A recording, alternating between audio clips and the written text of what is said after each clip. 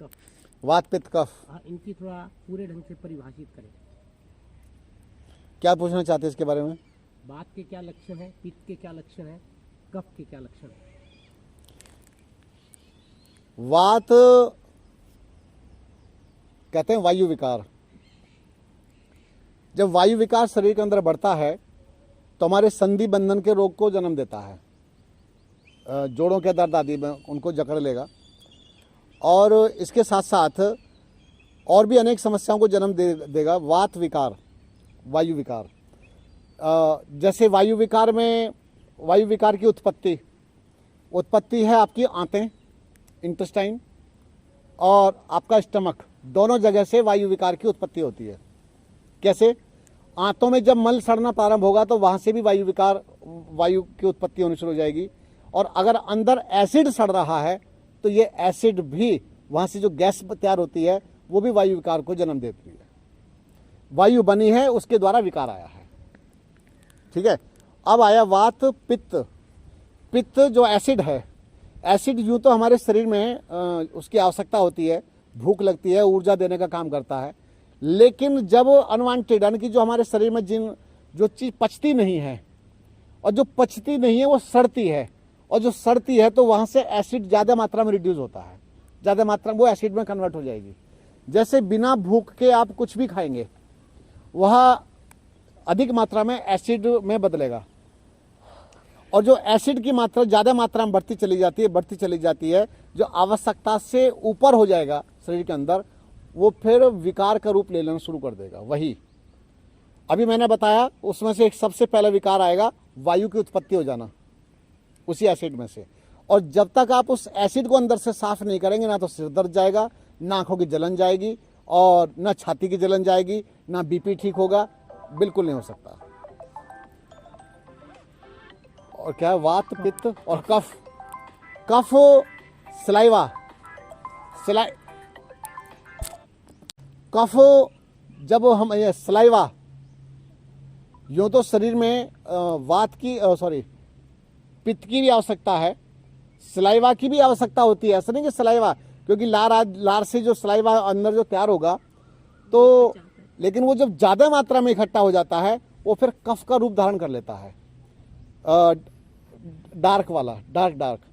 और जब वो कफ का रूप धारण कर लेगा तो आपके फेफड़ों को, आपके दिमाग को भी, ब्रेन को भी वो जकड़ना प्रारंभ कर देगा।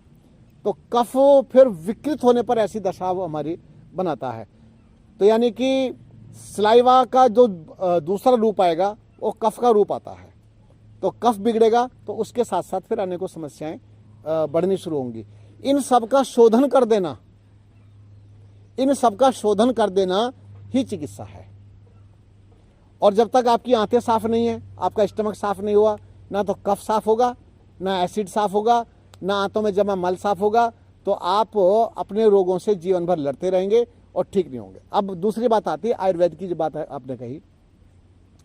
आयुर्वेद के ऋषियों को मैं प्रणाम करते हुए कुछ बातें कहना चाह रहा हूं। सच तो यह है कि शरीर के अंदर ना देसी दवाई की आवश्यकता है, ना विदेशी दवाई की आवश्यकता है, बिल्कुल आवश्यकता नहीं है। अगर आप शरीर का शोधन करना जानते हैं और अपने ऊपर संयम करना जानते हैं तो फिर आपको किसी भी प्रकार की औषधि की आवश्यकता नहीं बची।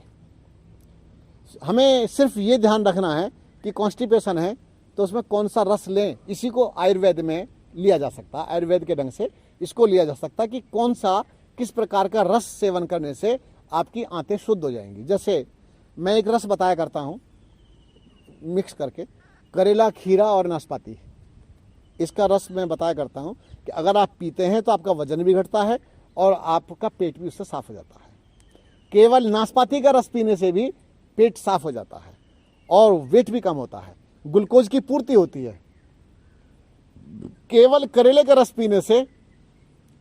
पीने से शुगर कंट्रोल होगी, और शुगर के साथ साथ आप और बड़ी समस्या से मुक्त होंगे, वजन से, ओबेसिटी से और आंतों की समस्या से।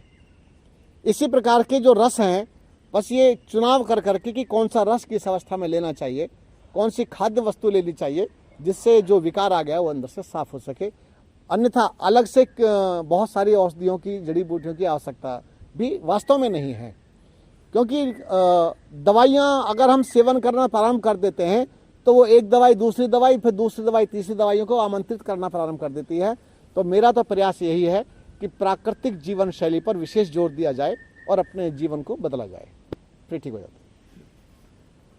आज सुबह जो छठ का दिन में कैसे करना चाहिए वो कर सकते हैं? शुद्धि क्रियाएं, हाँ शुद्धि। जो आपने शुद्धि क्रियाएं की हैं, जल नीति, तेल नीति और कुंजर क्रिया, हाँ कल होंगी 4। हाँ, मतलब ऐसे यहाँ से जाने के बाद अगर हम वैसे ये जो प्रश्न है आपका, ये छठे दिन का प्रश्न है। अच्छा जब जाने से एक दिन पहले वाला प्रश्न है कि घर जाके क्या करेंगे, तो आप सिर्फ इतना ध्यान रखें कि सप्ताह में एक दिन का नियम बना लें। ये बात मैं सदैव कहता आया हूँ, सप्ताह में एक दिन का नियम बनाएं कि आज मैं जल नीति भी करनी है, मुझे तेल नीति भी, रबड़ नीति भी, कुंजर क्रिया भी, मिट्टी पट्टी और एनिमा भी कर लो। एनिमा भी क्या दिक्कत है उसमें? तो इस तरह से आप फिर रोगों से मुक्त रहते हैं, क्योंकि जो भी विकार अंदर इकट्ठा होता है वो धीरे धीरे साफ होना प्रारंभ हो जाता है। सप्ताह में फिर उसको साफ कर लेते हैं। लगा कि सप्ताह में तो बात नहीं बनी, तो सप्ताह में 2 बार कर लो। तो इस तरह से आप रोग मुक्त हो सकते हैं।